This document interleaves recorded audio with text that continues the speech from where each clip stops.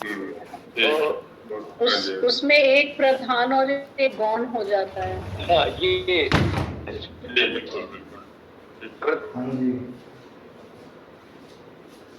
गौण अलग होता है, इस पद बन नहीं पाता। बस नहीं आएगा उनका। हाँ, कन्या कन्या गुरुकुल से कुछ कहना चाह रहे थे, क्या बोल रही हैं बेटियां? बोलो, कौन बोल रही हैं?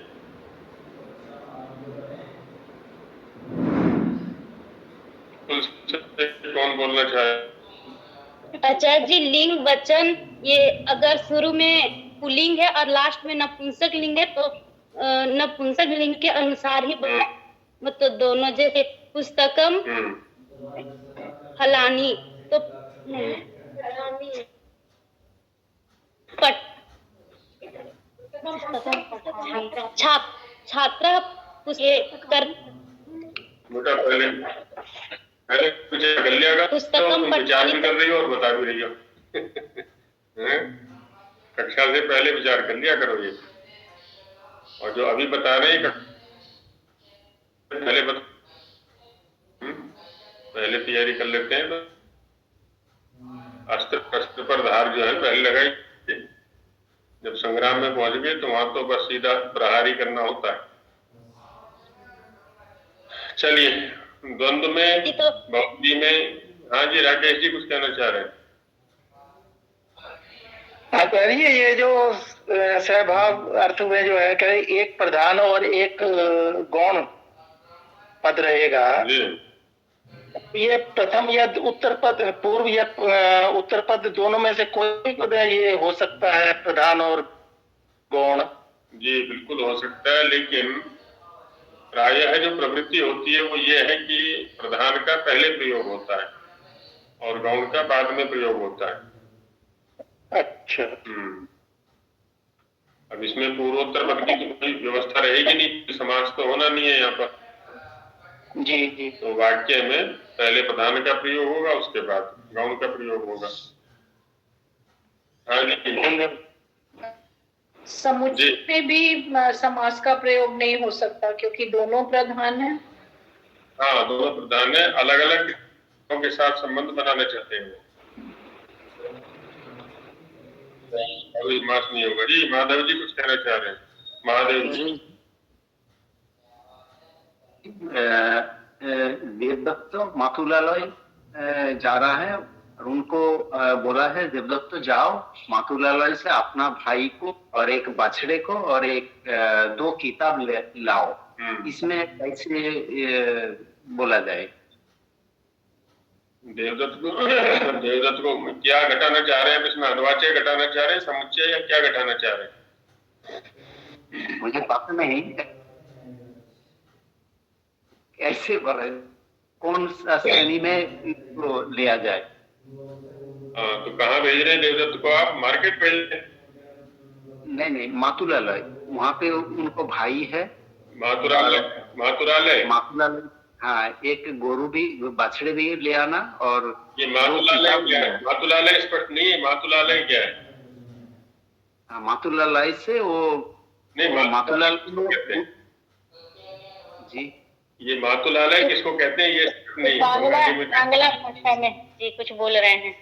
वो जो मैटरनल अंकल, मामा का घर होगा। मामा के घर। ठीक, मामा के घर से। यहाँ पर जब भेजा जा रहा है देवदत्त को, तो उसको कहा जा रहा है कि भाई को ले आओ, गाय को भी ले आना। तो यहाँ पर भाई प्रधान हो गया, गाय यदि मिलती है तो गाय को भी ले आना, नहीं तो भाई को तो लाना ही है। ऐसा नहीं कि गाय ना मिले भी नहीं लाना, ये अनुवाचय हो गया। और यदि वहां दोनों उपलब्ध है, भाई को तो लाना ही है, गाय को भी लाना। अध्यात्म चेतसाः, उसका समास क्या होगा? हाँ जी, अध्यात्म चेतसा। अब तो जो कि कई वैया, आज 24 और 5 29 वैया, 30 और 5 मेरे सामने बैठे हैं तो 35 व्याकरण हो गए। तो 35 वचनों की परीक्षा है। बहन जी ने, शिवानी जी ने एक शब्द रखा है अध्यात्म चेतसा, तो क्या समास किया जाए? कोई भी बता सकते हैं, सबके सामने प्रश्न रखा है ये। चलिए षष्ठी तत्पुरुष क्या विग्रह करेंगे? पहले तो इसका शिवानी जी के अतिरिक्त कोई भी अध्यात्म चेतसा का अर्थ क्या होगा हिंदी में या अपनी भाषा में? अध्यात्म की बुद्धि से, अध्यात्म की बुद्धि से, अध्यात्म के चित्त से, चेतस, चेतस शब्द चित्त के लिए भी। चिंतन, हाँ, चिंतन भी कर सकते हैं, भाव में भी प्रत्यय रखेंगे तो चिंतन भी हो सकता है। तो अब षष्ठी तत्पुरुष ठीक है जैसा अर्चना जी कह रही हैं, या कोई और संबंध यहाँ पर बनेगा दोनों शब्दों का?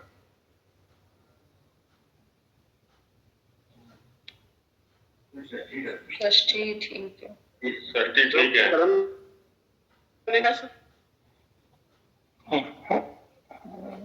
हाँ जी, देखिए बिल्कुल ठीक शर्मा जी ने प्रश्न किया है यहाँ पर कि क्या कर्मधारय भी हो सकता है?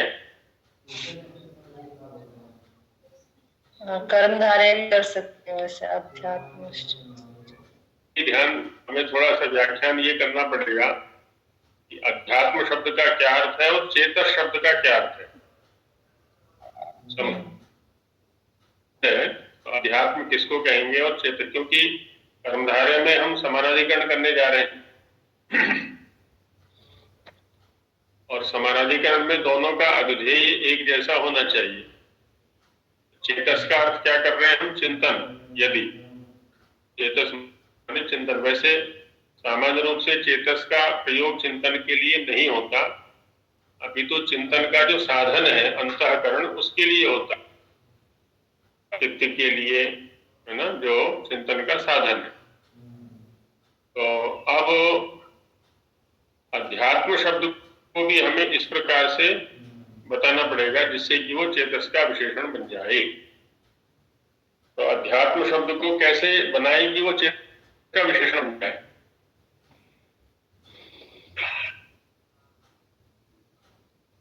अध्यात्म में क्या समास करेंगे पहले तो ये देखें। अध्यात्म शब्द में क्या समास किया जाए? आचार्य जी, आध्यात्म और आध्यात्म युक्त चित्त है। जी कृष्ण जी बता रहे कुछ पहले, कृष्ण जी का अभिभाव भी हो सकता है। अभिभाव होगा तो आत्मनि अधि करके होगा, आत्मनि अधि। और जब अभिभाव पर चर्चा की जा रही थी तो वहां एक बिंदु ये रखा गया था कि अभिभाव अव्यर्थ की प्रधानता वाला होता है और अव्यय है यहाँ पर अधि। तो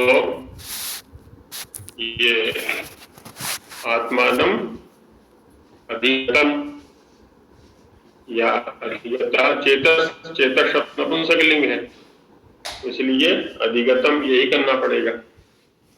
तो आत्मा को जो अधिगत है उसको विषय बना करके प्रवृत्त हो रहा है तो वो हो गया अध्यात्म। अब हम कर्मधारय कर सकते हैं बहुव्रीहि के अनुसार, या तो षष्ठी तत्पुरुष करना पड़ेगा हमें, अर्चना जी ने कहा था, और तत्पुरुष के अनुसार फिर अब हम इसमें समानाधिकरण कर सकते हैं। चलिए आगे बढ़ा जाए। आचार्य जी, आपने आत्मानम अधिगतम ऐसा बोला? हाँ, इसलिए बोल रहे हैं क्योंकि चेतस शब्द व्यंजन नपुंसकलिंग है यहाँ पर। जी जी जी। यदि पुल्लिंग होता कोई जैसे देवदत्ता तो अधिगता ऐसा कर देते, स्त्रीलिंग कोई तो अधिगता ऐसा कर देते। धन्यवाद। हाँ जी, चलिए समाहार में प्रवेश करें आज। और किन्हीं का द्वंद्व विषय जो कल चर्चा हमारी चली थी। आचार्य जी, अध्यात्म में हम इसको अव्ययी भाव ही समास समझेंगे ना, आत्मानम अधिगतम अध्यात्मम। ये प्रादि तत्पुरुष में चले गए हो। जी जी, प्रादि। धन्यवाद। प्रादि।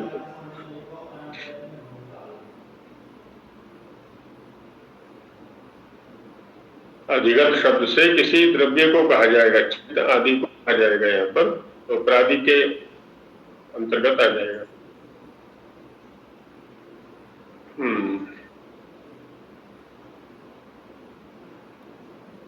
इतरेतर योग द्वंद्व पर कल चर्चा की गई और देखा कि समुदाय तो वहां पर भी है, 1 2 3 4 कितने भी व्यक्ति या पदार्थ हो सकते हैं, वहां पर समुदाय वहां पर भी है। समुदाय वहां पर होते हुए भी क्रिया का संबंध प्रत्येक व्यक्ति के साथ लगा रहे हैं। जैसे कल एक शब्द लिया था हमने, यज्ञ देव मित्रा, यज्ञ देव और मित्र 3 व्यक्ति लिए थे और इनका द्वंद्व समास किया था। बहुवचन है यहाँ पर। बहुवचन इसलिए है क्योंकि यहाँ पर समुदाय होते हुए भी बहुअर्थता है, बहुत अर्थ है यहाँ पर, और बहुत अर्थ होने पर ही बहुवचन होता है, एक अर्थ होने पर बहुवचन नहीं हुआ करता।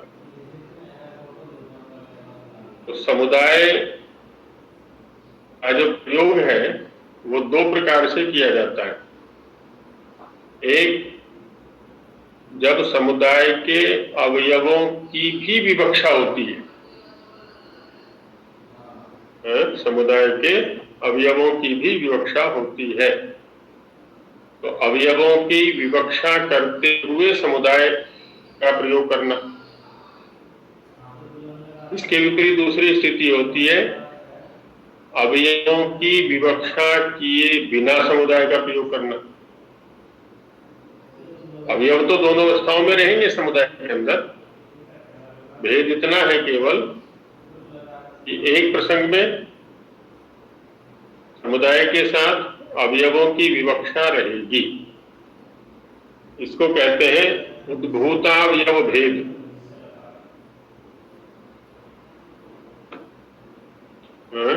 उद्भूतावयव भेद। देखिए मैं इसको लिख करके डाल रहा हूं, शब्द संभव है समझ वो शब्द पकड़ में ना आए किसी के,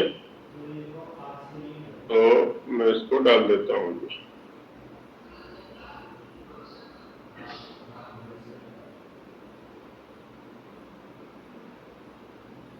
उद्भूत अवयव भेद।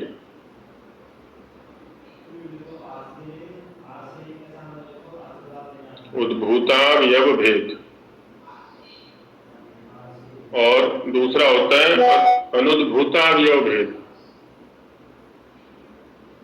हाँ जी, किसी ने लिख करके ना,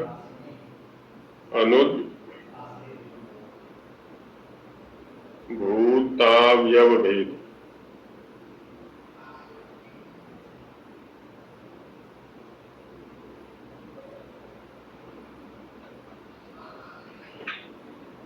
ये 2 शब्द देखिए उसमें वर्ग में लिख करके डाले हैं। अवयव भेद में षष्ठी तत्पुरुष करेंगे, अवयवाना भेदः अवयव भेदः। उद्भूताः अवयव भेदाः यस्मिन् समुदाये सः उद्भूतावयव भेदः समुदायः। उद्भूताः अवयव भेदाः यस्मिन् समुदाये। तो जिस समुदाय में अवयवों के जो भेद हैं वो उद्भूत हैं। उद्भूत है माने उठे हुए हैं, बाहर निकले हुए हैं या विवक्षित हैं, दिखाई पड़ रहे हैं, तो वो हो गया उद्भूतावयव भेद समुदाय। इतरेतर योग में यही स्थिति रहती है, तभी वहां हम द्विवचन या बहुवचन आदि का प्रयोग किया करते हैं। इसके विपरीत समाहार में समुदायार्थ की प्रधानता है, अवयवार्थ अविवक्षित है, इसलिए उसको कह देते हैं अनुद्भूतावयव भेद। अनुद्भूताः अवयव भेदाः यस्मिन् समुदाये सः अनुद्भूतावयव भेदः समुदाय। जिस समुदाय में अवयवों के भेद उद्भूत नहीं है, प्रकट नहीं है, दिखाई नहीं पड़ रहे या विवक्षित नहीं है, तो वो अनुद्भूतावयव भेद समुदाय हो जाता है। अब जैसे वृक्ष कहा हमने, वृक्ष क्या है? समुदाय है या नहीं है? जी समुदाय है, लेकिन उसमें अवयव भेद उद्भूत नहीं है। जो जड़, तना, शाखा, पत्ते, फूल, फल, रस, छाल आदि आदि है वहां पर, इतने सारे अवयव बैठे हुए हैं वहां पर। हम क्या करते हैं? वृक्ष बस कह दिया। ऐसे ही वनम, वनम कहा, वनम भी एक समुदाय है। अब उसके अंदर कितने वृक्ष हैं इससे कोई लेना देना नहीं है, बस समुदाय की विवक्षा है। यहाँ पर एक वचन का प्रयोग हो गया, वृक्ष, वनम, समूह, है ना, समुदाय। तो ये इसी प्रकार के शब्द हैं।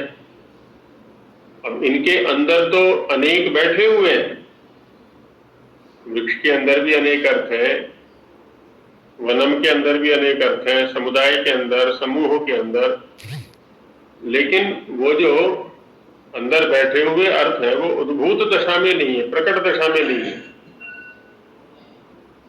अनुद्भूत दशा में है। और इसी को जो हम कहते हैं वृक्षा, अब समुदाय, समुदाय तो यहां पर भी है, लेकिन वो समुदाय एकत्व से हट करके अवयवों पर आ गया। शतम वृक्षा, 100 वृक्ष, सहस्रम वृक्षा, 1000 वृक्ष, या जो भी कह लें उसको। अब हम उनको अलग अलग कहना चाहते हैं। तो वैसे ही यहां पर भी है। जब ये कहा कि देवयज्ञ मित्रा गच्छन्ति, अब देवयज्ञ मित्रा गच्छन्ति, देवयज्ञ मित्र इन तीनों का एक समुदाय है। समुदाय होते हुए भी उस समुदाय के 3 अवयव हैं, ये भी हमें विवक्षा है, ये भी हम दिखलाना चाहते हैं।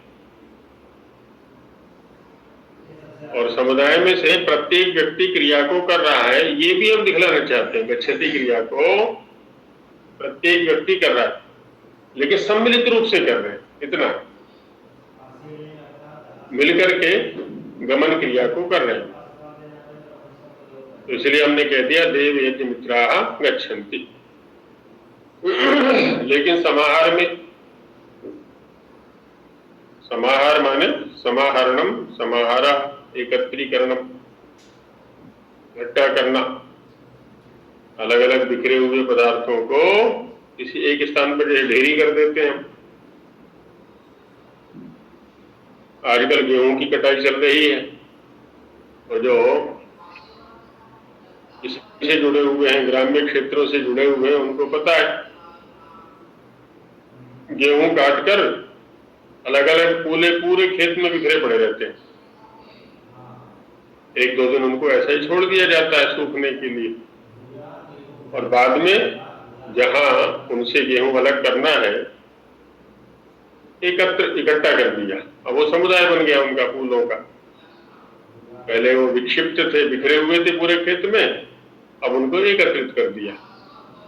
तो उस एकत्रीकरण को क्या कहेंगे जी? समाहार, है ना, समाहरणम, समाहरणम, समाहारः, इकट्ठा करना, ये हो जाएगा। अब वो एक बन गया। द्वितीय अध्याय के 4th पाद के आरंभ में इसका वर्णन दिया है कि ये जो द्वंद्व है समाहार वाला, किन किन परिस्थितियों में होता है। 2 से आरंभ होता है प्रकरण। द्वंद्वश्च प्राणी तूर्य सेनांगानाम, ऊपर से एक वचनम का संबंध चल रहा है, द्विगुर एक वचनम प्रथम सूत्र में है ना, 2 4 1। तो एक वचनम का संबंध आगे के सूत्रों में चलता है। प्रथम सूत्र का संबंध द्विगु समास के साथ है, और ये जो द्विगु है, द्विगु के प्रसंग में हमने देखा था कि 3 परिस्थितियों में द्विगु होता है। तद्धितार्थ में द्विगु, उत्तर पद के परे रहते द्विगु, और समाहार में द्विगु। तो जो समाहार में द्विगु होता है उसके लिए द्विगु एक वचनम है, तो उसमें एक वचन होता है। अब आगे द्वंद्व का प्रसंग चलता है द्वितीय सूत्र से कि, और यहां से लेकर के 16वां सूत्र है, वहां तक ये प्रकरण चलता है एक वचनम का, लगभग द्वंद्व संबंधी ही है। और 17वें सूत्र में जाके कह दिया सनपुंसकम, है ना, 2 4 17 में कह दिया सनपुंसकम कि जिस समास का हम एक वचन विधान करके आए हैं पूर्व सूत्रों के द्वारा, 16 सूत्रों के द्वारा, उसमें नपुंसक लिंग होता है। समासः नपुंसक लिंगो भवति, वह समास नपुंसक लिंग वाला होता है। अब देखिए, जैसे पहला रखा है इन्होंने, द्वंद्वश्च प्राणी तूर्य सेनांगानाम, प्राणी के अंगों का जो समुदाय समास है, द्वंद्व है। देखा भी होगा, माना जैसे कि शिरश्च ग्रीवाच, एक है सिर और दूसरा है ग्रीवा, ग्रीवा माने गर्दन, प्राणी के अंग है ये। तो ये समाहार द्वंद्व होकर के शिरोग्रीवम या हस्तौच पादौच, 2 हाथ 2 पैर, हस्तौच पादौच हस्तपादम, ऐसे बन जाएगा। और आगे के सूत्रों में कई प्रकार की परिस्थितियां दिखा रखी हैं इन्होंने। जैसे 8वें सूत्र में है क्षुद्र जंतवा, जो छोटे छोटे कीड़े मकोड़े होते हैं, दंश मशक आदि, जब उनमें द्वंद्व करेंगे तो वो भी एक वचन होता है और नपुंसक लिंग होता है। तो यूकालिक्षम, एक यूका होती है जूं, और एक लीक होती है, सिर में हो जाते हैं दोनों के दोनों, ये जूं भी हो जाती है, लीक भी हो जाती है। तो यूकाच लिक्षाच इति यूकालिक्षम, ये समाहार द्वंद्व हो गया। ऐसे आगे कहा कि ये शाम के विरोधा शाश्वती का, जिनमें जन्मजात विरोध होता है। जैसे भी तो प्राणी है ना, किसी निमित्त को लेकर के नहीं, बिना किसी निमित्त के ही विरोध होता है उनमें। सामने एक दूसरे को देख करके टूट के पड़ते हैं एक दूसरे को मारने के लिए, जैसे चूहा और बिल्ली का होता है? सांप और नेवले का होता है, कौवा और उल्लू का होता है। तो काकाश्च उलूकाश्च काकोलूकम, मार्जार मूषकम, मार्जारश्च मूषकश्च इति मार्जार मूषकम, काकोलूकियम तो फिर आगे चला गया ग्रंथ के लिए वो। काक और उल्लुओं का वैर, वह वैर अर्थ में छ प्रत्यय होकर के काकोलूकियम ऐसा बन गया।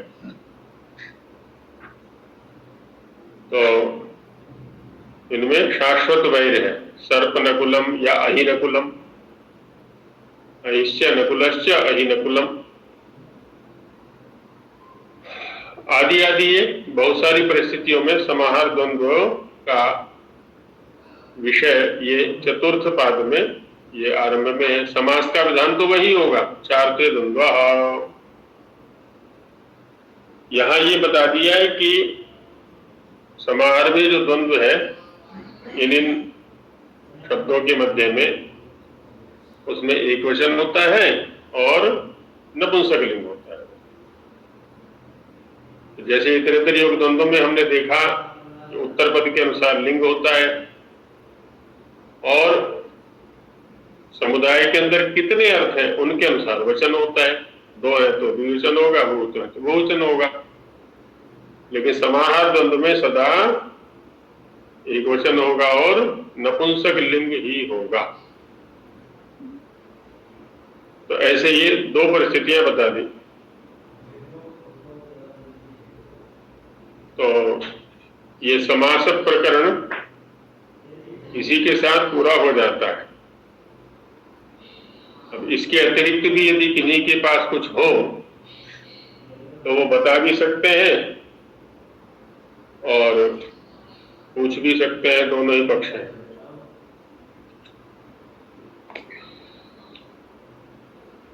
नहीं है प्रवेश करते हैं।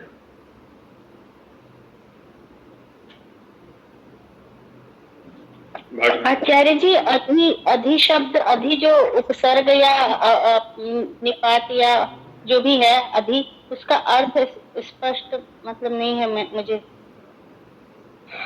आचार्य यास्क कहते हैं अधिर उपरि भावे वर्तते।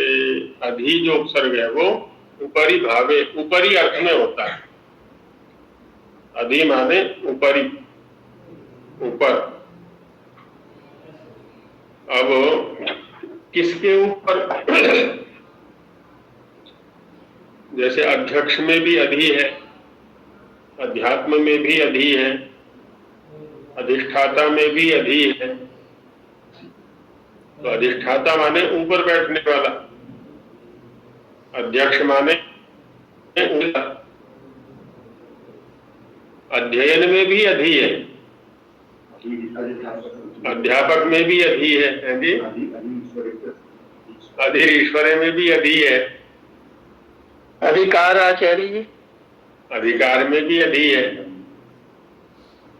तो इन सब में अधि को देखेंगे तो ऊपर अर्थ में। अब जैसे अध्ययन किसको कहते हैं, पहले भी शायद चर्चा चली थी हमारी अध्ययन को लेकर के। अध्ययन किसको कहते हैं?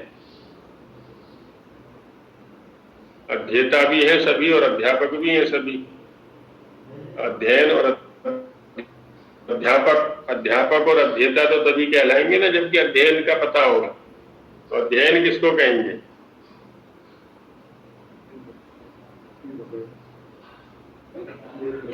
एक होता है पढ़ना। जी राकेश जी बता रहे हैं कुछ, बोलिए। ये अधिपूर्वक इन गतौ से है ना अध्ययन। क्या अर्थ बनेगा? ठीक बोल रहे हैं आप, बिल्कुल ठीक बोला आपने। एक होता है पढ़ना, तो 99% पढ़ना होता है। 99 से भी ऊपर अधिक प्रतिशत हो सकता है थोड़ा, जिसमें पढ़ना होता है। अध्ययन जो करते हैं वो 1% से भी कम लोग करते हैं। स्वाध्याय में भी अध्याय है। पढ़ना जो है वो उन्हीं का विषय है। व्यक्तायाम वाची धातु है, पठ व्यक्तायाम वाची। जब किसी विषय को हम वाणी के द्वारा अभिव्यक्त करते हैं तो वो होता है पढ़ना, पठनम। और जब उस पढ़े हुए विषय को अपने चरित्र का हिस्सा बना लेते हैं वो हो जाता है अध्ययनम। अधि माने ऊपर और अयन माने गति का साधन या गति करना। अध्ययनम ऊपर गति करना, अधि माने ऊपर। तो ऊपर गति करना अध्ययन, ऊपर गति करने का साधन अध्ययन। तो जब हम किसी विषय को पढ़ रहे हैं तो साथ में अपना चिंतन, तुलनात्मक अध्ययन हमें करते रहना चाहिए। हमारी अधोगति हो रही है या ऊर्ध्वगति हो रही है। यदि इस चिंतन को लेकर हम पठन पाठन कर रहे हैं तो अध्ययन कर रहे हैं, और इसी में सू लगा दिया तो स्वाध्याय बन गया, अच्छी प्रकार से ऊपर गति हो रही है, जिस साधन से वो स्वाध्याय हो गया। अथर्ववेद में कहा गया है उद्यानम ते पुरुष नावयानम। हे पुरुष, हे इस नगरी में आने वाले, तुम जो इस नगरी में आए हो, इस नगरी में वास कर रहे हो, वो ऊपर जाने के लिए है, नीचे जाने के लिए नहीं। अधोगति करने के लिए इस नगरी में नहीं आए तुम, ऊर्ध्वगति करने के लिए इस नगरी में रह रहे हो। पुरुषा, पुरुष माने पूरी क्षेत्र नगरी में रहने वाला। उद्यानम, उत माने ऊर्ध्वम, यानम माने गमनम। उद्यानम ते पुरुष अवयानम नावयानम। अवगति, अवयान, अधोगति के लिए नहीं रह रहे हो इस नगरी में, उसके लिए दूसरी नगरियां हैं पतन के लिए, ये तो उन्नति के लिए। तो अधि माने आचार्य जी स्वाध्याय में आंग उपसर्ग भी आ रहा है ना स्वाध्याय में? स्व अध्याय, सु अध्याय आप ठीक कह रही हैं। जब हम सु लेंगे तो सु अध्याय से तो स्वाध्याय बनेगा, तो सु आंग अध्याय स्वाध्याय बनेगा ना। सु आ अध्याय या अध्ययन कुछ भी कर सकते हैं हम।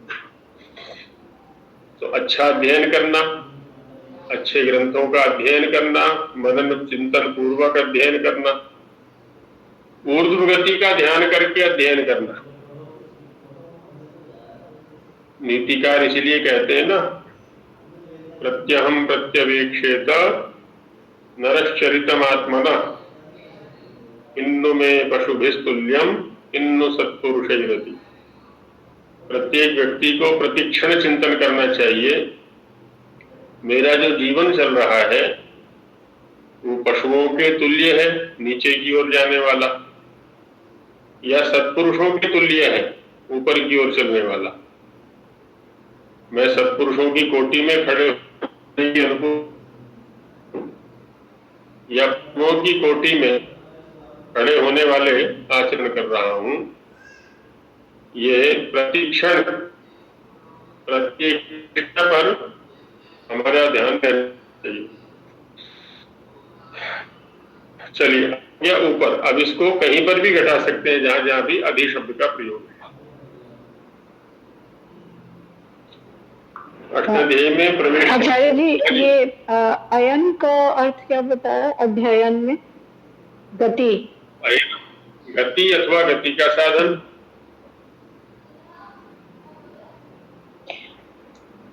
ऊपर गति। रामायण में भी अयन आता है, तो वो वही अयन। रामायण में भी जो अयन है वो भी गति है। रामस्य अयनम रामायणम। तो राम की एक विशिष्ट गति का उल्लेख रामायण में हुआ है। तो जीवन चरित्र भी है और चर में भी गति है ना। जीवन चरित्र बोल देते हैं माने जीवन की गतिविधि है। तो राम की जो विशिष्ट घटनाएं हैं उनका उल्लेख रामायण के अंदर हुआ है। अयोध्या से लेकर के और पुनः अयोध्या पहुंचने तक का जो घटनाक्रम है वही मुख्य है उसमें, रामायण में। बाकी तो सब आनुषंगिक है।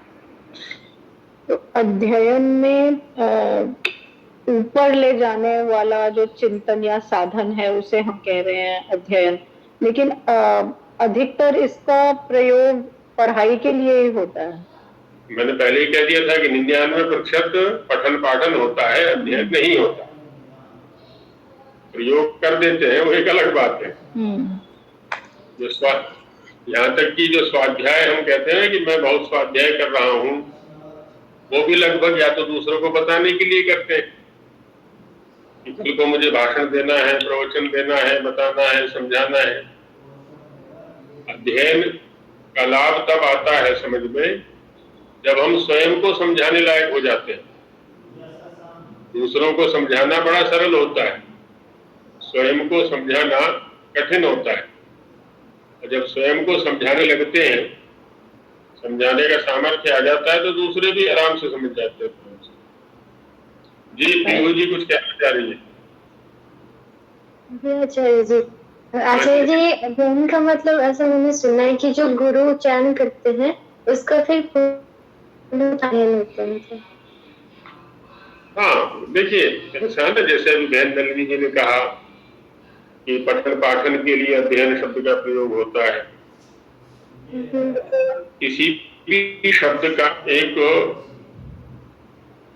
जो प्रवृत्ति निमित्त है, मूल है, आधार है, उसके अनुसार प्रयोग करना ये अलग बात है। और एक प्रसिद्धि के आधार पर व्यवहार करना, रूढ़ी इसको कहा जाता है, वो एक अलग बात है। तो जो वहां प्रयोग है अध्ययन करना, गुरु का सानिध्य। अब देखिए गुरु के चरण स्पर्श करते हैं हम, गुरु के चरण स्पर्श करते हैं। सारा ज्ञान तो मस्तिष्क में, मस्तिष्क का स्पर्श नहीं करते। गुरु के तो मस्तिष्क से अधिक लाभ लेना है हमको, चरण से तो कोई लाभ ही नहीं लेना। लेकिन चरण जो है वो आचरण का प्रतीक है। चरण आचरण का प्रतीक है। जब मस्तिष्क के अनुसार चरण भी चलते हैं तो हम गुरु के पीछे पीछे चला करते हैं, अनुचर बनते हैं उनके, कि जैसा आचरण गुरु जी का है वैसा ही हम भी करें। तो गुरु के सानिध्य का जो लाभ है खाली वाणी का नहीं है। वाणी तो पुस्तकों से भी प्राप्त कर सकते हैं, ऑडियो वीडियो दुनिया भर के चल ही रहे हैं आजकल। तो लेकिन आचरण का निर्माण नहीं हो सकता जब तक हम गुरु के सानिध्य में नहीं होंगे। तो गुरु से पढ़ने का मतलब यही होता है। केवल शब्द ज्ञान नहीं ले रहे हम गुरु से, शब्द ज्ञान के साथ साथ जो रहस्य है, आचरण है, चरित्र है, वृत्त है, वर्ताव है, व्यवहार है, वो सब भी हमें साथ साथ मिल रहा है। उसमें मुख्य तात्पर्य होता है। अध्ययन का वहां भी प्रयोग है। ठीक है आपने जी, चलिए। एक ऐसे मैंने सुना है, वो स्वाध्याय वाला बता रहे थे ना, तो अर्थ संग्रह में मतलब ऐसे बताते हैं कि जो वेद होते हैं उनकी 4 शाखा होते हैं ना, तो जो जिस शाखा से संबंधित है उस शाखा का अध्ययन है वो स्वाध्याय ऐसे बताते हैं। बिल्कुल, इस अर्थ में भी स्वाध्याय शब्द है ना, वाक्य उपलब्ध है। स्वाध्यायो अध्येतव्यः। स्वाध्यायो अध्येतव्यः से तात्पर्य अपने वेद का अध्ययन करना चाहिए। तो जिसने जिस संप्रदाय से जिस वेद का अध्ययन किया है उसका प्रतिदिन अध्ययन करना चाहिए, उसका प्रतिदिन पाठ करना चाहिए। इसलिए इसको आमनाय ग्रंथ भी कहा जाता है, प्रतिदिन अभ्यास का ग्रंथ। इस अर्थ में भी अध्याय शब्द का प्रयोग होता है, अध्ययन शब्द का प्रयोग होता है। स्वाध्यायन मां प्रमद का उल्लेख होते हैं उपनिषद। हाँ, स्वाध्यायन मां प्रमद। जिन व्यक्तियों को स्वाध्याय करने का अभ्यास है, स्वाध्याय के लाभ वो जानते हैं, जो नियमित स्वाध्याय करते हैं ना। चित्त की निर्मलता, बुद्धि की निर्मलता, विचार करने की जो एक क्षमता है, निर्णय लेने की जो क्षमता है, जो तटस्थता है, एक धैर्य है, ये स्वाभाविक रूप से आते हैं उस व्यक्ति के अंदर जो नियमित स्वाध्याय करता है ऋषियों के ग्रंथों का। विपरीत से विपरीत परिस्थिति में भी स्वयं को तटस्थ रखना स्वाभाविक रूप से आ जाता है उसको। आचार्य जी, मेरा जो प्रश्न था कि जब हम अध्ययन बोलते हैं तो अक्सर हम लोग जो क्रिया है उसमें वो पढ़ने की या उस पे मनन करने की होती है, लेकिन अगर उसका अर्थ है ऊपर ले जाने वाली क्रिया, तो और किसी क्रिया में तो उसका प्रयोग नहीं होता, लाइक चलने में या चढ़ के कहीं जाने में। होता क्या है, आप किसी भी क्रिया को उठाएं, किसी भी क्रिया को, शब्द पूर्वक ही वह क्रिया है। हाँ जी बहन जी। हाँ जी। है या नहीं है? आप कहेंगे नहीं भी, चल तो हम ऐसे ही देते हैं बिना शब्द के। जी। खाने तो हम ऐसे लिखते हैं बिना शब्द के। आप अपने बचपन में जाइए, जब सब कुछ माताजी और पिताजी सिखा रहे थे, तो वहां पहले शब्द था, बाद में क्रिया थी। जी। आओ बेटा, चलो बेटा, पढ़ो बेटा, कपड़े पहनो, नहाओ। पहले शब्द था, उसके बाद क्रिया थी। तो पठन के बाद अध्ययन है। पठन माने शब्द का उच्चारण। अब ये जितनी क्रियाएं हैं वो सारी की सारी पठन पाठन के अनुकरण वाली है जी। और पठन पाठन का की जो पूर्णता है व्यवहार में, इसको शिक्षा कहा जाता है। शिक्षा सीखना बोलते हैं, जिसको बोलते हैं। अध्ययन या विद्या के 4 बताए जाते हैं जी। आगम, स्वाध्याय, प्रवचन और व्यवहार। आगम, स्वाध्याय, व्यवहार। जी। है जैसे अभी एक दूसरे से शब्दों के माध्यम से कुछ सीख रहे हैं, ये आगम चला है जी। कक्षा के अंदर जो होता है ना, ये ग्रंथ पढ़ते हैं, किसी गुरु आचार्य से कुछ पढ़ते हैं, तो आगम काल होता है जी। उसके ऊपर स्वयं कुछ चिंतन करते हैं, वो स्वाध्याय होता है जी। जो कुछ कक्षा में चर्चा चली है अपने स्तर पर चिंतन करना, ये स्वाध्याय हो गया। और जो हमने स्वाध्याय किया, आत्मचिंतन किया, उसको दूसरों के सामने प्रकट करना, विचार विमर्श के लिए अपने सहपाठियों के साथ में, अपने से बड़ों के सामने, वो प्रवचन होता है जी। क्योंकि वचन जो होता है वो हमेशा दूसरों के लिए होता है, वचन अपने लिए नहीं होता। शब्द का उच्चारण दूसरों के लिए होता है, दूसरों को सुनाने के लिए होता है। अब जो इन चरणों पर हमने विषय का परीक्षण कर लिया, आगम, स्वाध्याय और प्रवचन, इनकी वस्तुओं पर, अब हम उसको अपने व्यवहार में ले आते हैं। ये विद्याधिगम का की पूर्णता है, पूर्ण प्रक्रिया है। और जो इन 4 चरणों पर चलेगा उसका अध्ययन स्वाभाविक रूप से होगा। और हम प्रायः आगम के स्तर पर ही अध्ययन की पूर्णता मान लेते हैं। कोई ग्रंथ लिया, कुछ पढ़ा, कुछ रटा, कुछ लिखा और उसी के अनुसार परीक्षा में लिख दिया, कुछ अंक आ गए, बस हम पढ़ लिए, हमारा अध्ययन पूरा हो गया, हमारी शिक्षा पूरी होगी, ऐसा हम मान लिया। तो एक चरण, प्रथम चरण है वो, तो पूर्ण नहीं। आचार्य जी, प्रवचन के बाद चौथा चरण नहीं सुन पाई मैं। व्यवहार जी। आगम, स्वाध्याय, प्रवचन और व्यवहार।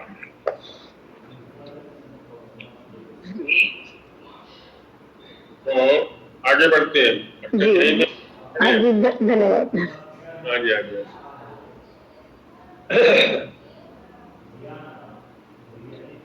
अब तक जो कक्षाएं हमारी चली, चर्चाएं हमारी चली, उसमें एक वेदांग का हमने पूर्ण अध्ययन किया जिसका नाम था शिक्षा, जो कि प्रथम वेदांग है। में वर्णों के प्रकार, वर्णों का स्वरूप, वर्णों का उच्चारण, उसका स्थान, उसका प्रयत्न आदि आदि पर चर्चा की गई। वर्ण के स्तर पर चर्चा क्यों की गई, इसके प्रयोजनों पर भी वहां प्रकाश डाल दिया गया था। वर्ण ज्ञान विषयो यत्र च ब्रह्म वर्तते बुद्ध्यर्थम लघुअर्थम चोपदिश्यते। तमक्षरम ब्रह्म पौरम पवित्रम गुहाशयम सम्यगुषन्ति विप्रा सश्रेयसा चाभ्युदयेव सम्यक प्रयुक्तः पुरुषम युनक्ति। तो प्रयोजन पर चर्चा कर ली गई थी वहां पर कि हम में से प्रत्येक व्यक्ति अभ्युदय सुख भी चाहता है, निश्चय सुख भी चाहता है, तात्कालिक अनुकूलता या सुख भी चाहता है और लंबे काल के लिए अनुकूलता या सुख भी चाहता है। इसके लिए वेद ज्ञान करना पड़ेगा हमें, और वेद ज्ञान के लिए शब्द ज्ञान या वर्ण ज्ञान करना अत्यंत अनिवार्य है। हमने शिक्षा का अध्ययन किया तो वर्ण समुदाय पद कहलाता है या शब्द कहलाता है, और शब्दों के ऊपर विस्तृत चर्चा करने वाला जो ग्रंथ है उसका नाम है व्याकरण। व्याकरण से तात्पर्य होता है व्याक्रियन्ते शब्दाः अनेन, व्याक्रियन्ते व्युत्पाद्यन्ते शब्दाः अनेन इति व्याकरणम्।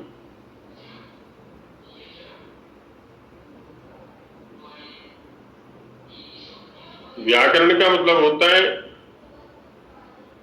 किसी विषय को खोल करके समझना या समझाना।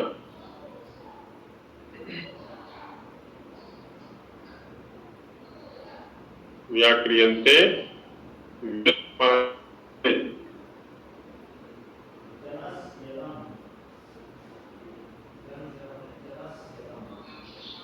शब्दाः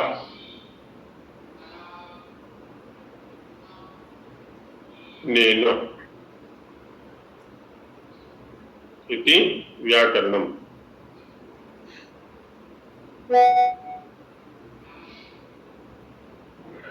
व्याकरण का मतलब होता है किसी विषय को खोलकर विश्लेषित करके एनालिसिस करके समझने का या समझाने का साधन। अब चूंकि हमारा जो विषय है वो शब्द है, तो शब्द को खोल करके उद्घाटित करके विश्लेषित करके एनालिसिस करके समझने का या समझाने का जो साधन है उसका नाम है व्याकरण। व्याकरण तब से है जब से शब्द है, क्योंकि शब्द को समझने की जो प्रवृत्ति है वो तभी से रही है। और शब्द कब से है? जब से हम हैं। हमारे लिए तो तभी से है, हम माने मनुष्य। वैसे तो प्रकृति के अंदर बहुत सारी ध्वनियां हैं, जब वायु चलता है तब भी ध्वनि है, और वृक्ष हिलते हैं, वृक्ष टूटते हैं, और पशु पक्षी है ना, अनेक स्तरों पर ध्वनियां हो रही हैं यहाँ पर। लेकिन जिस शब्द की हम चर्चा करने जा रहे हैं वो है जो हमसे माने मनुष्यों से संबंधित शब्द है। इसको ऋषियों ने कहा है व्यक्त वाणी, है ना। व्यक्त, व्यक्त माने जिसके अंदर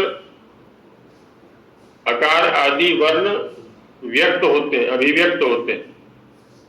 व्यज्यन्ते अकारादयो वर्णाः यस्याम सा, जिसके अंदर अकार आदि वर्ण व्यक्त होते हैं, अभिव्यक्त होते हैं, स्पष्ट होते हैं, स्पष्ट ध्वनित होते हैं या उच्चरित होते हैं या श्रुत होते हैं, वो व्यक्त वाणी।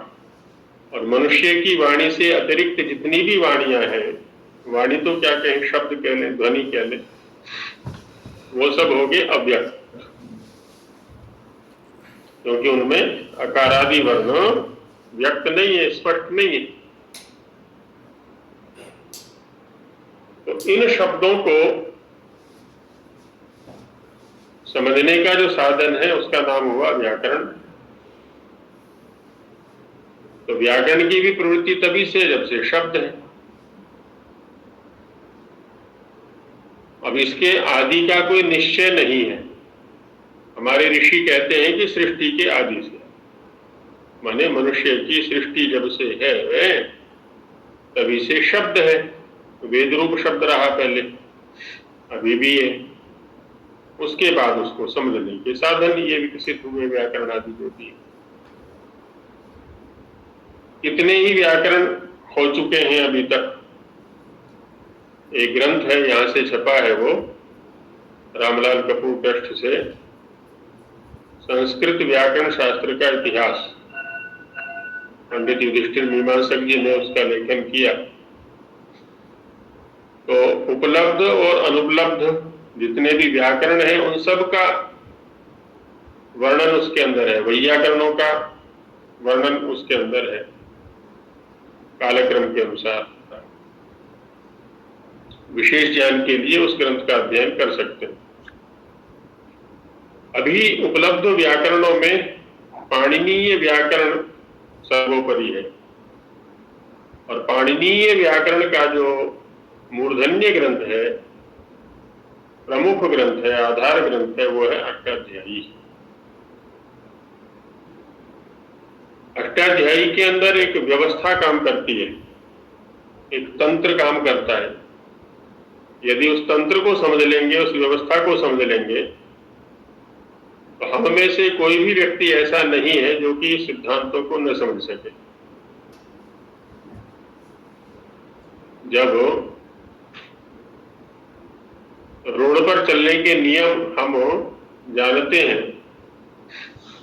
अब कोई भी गाड़ी लेकर के हम रोड पर निकल जाए, गाड़ी चलानी आनी चाहिए हमको, और रोड के नियम हमको पता हो, चाहे जहां चले जाए। रोड के नियम पता ना हो, कैसे चलना है, गाड़ी चलानी ना आती हो, और उसके हाथ में गाड़ी दे दे, गाड़ी भी तोड़ेगा और स्वयं को भी मारेगा, दूसरों को भी मारेगा। तो उस तंत्र को समझ लेना है पहले। तो एक दो दिन लगा करके हम इस तंत्र को समझने का प्रयास करेंगे कि अष्टाध्यायी का अध्ययन किया किस प्रकार से जाता है, इसकी जो संरचना है, इसके सूत्रों का जो एक क्रम है, उसके पीछे जो एक वैज्ञानिकता है, उसको समझने का हम प्रयास करेंगे। और जब हमें वो समझ में आ गई तो इसके अर्थ करना, इसमें से सिद्धांतों को निकालना, उनके अनुसार कार्य करना कोई कठिन कार्य नहीं रहेगा सभी के लिए। हाँ जी, पीओ जी क्या कहना चाह रही है? आचार्य जी, आपने बताया था व्याकरण का व्याकरणते व्युत्पादन्ते अनेन इति व्याकरणम, ऐसे ना? जी आचार्य जी, इसमें जैसे मतलब वो महाभाष्य में बताते हैं शब्द का, तो उसमें मतलब ये भी जोड़ सकते हैं क्या? जैसे व्याकरणते व्युत्पादन्ते असाधु शब्देभ्यो विविच्य साधु शब्द पृथक क्रियन्ते अनेन इति व्याकरणम। बिल्कुल कर सकते हैं। हालांकि महाभाष्य में ऐसी कोई परिभाषा आई नहीं है। नहीं आचार्य जी, परिभाषा नहीं, वो बताते, बस वो प्रयोजन बताते ना, तब बताते कि मतलब असाधु शब्द का जो है वो अलग होना है, जो साधु शब्दों का हम प्रयोग करें। तो मतलब इसमें ये जोड़ सकते हैं क्या? कुछ भी जोड़ सकते हैं, बिल्कुल जोड़ सकते हैं। हमने तो एक व्यापक सिद्धांत की ओर संकेत किया है यहाँ पर कि व्याकरण कहते किसको है। अब वृक्ष को समझने चलेंगे तो वो वृक्ष का व्याकरण है, मनुष्य को समझने चलेंगे मनुष्य का व्याकरण है, भोजन का व्याकरण है, आसन का है, भूमि का है, सौर मंडल, किसी का भी व्याकरण हो सकता है। विश्लिष्ट करके अलग अलग करके खोलकर समझने की जो प्रक्रिया है, इसी को विवेक ख्याति भी कह सकते हैं, है ना? विवेक माने अलग अलग करके अलग अलग करना, ख्याति माने ज्ञान। तो विवेक ख्याति का आरंभ भी यहीं से होता है जी। अभी क्योंकि समय हो गया है तो शेष चर्चा कल करेंगे इस विषय पर। आज यही प्रणाम आचार्य जी। मंत्र पाठ।